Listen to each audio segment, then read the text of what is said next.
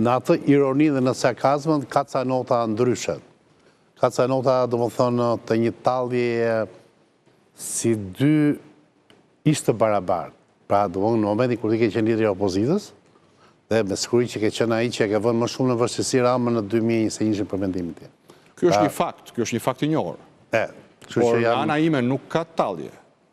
Pavarësisht se mënyra se si drejtoj pyetjen është jashtë kornizës së njohur të retorikës politike, pyetja kryesore që pret përgjigje, ndonse është pyetje retorike, është ku i ke shokut.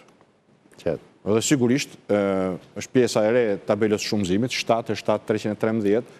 Fakti që qytetarët kudo ku shkoj ma përsërisin akoma pa filluar të flasun, tregon qartë për forcën e këtyre dy mesazheve 100% politike. Pra, ti përmbyse një membe negative në një membe pozitive i madhi. Më e pak.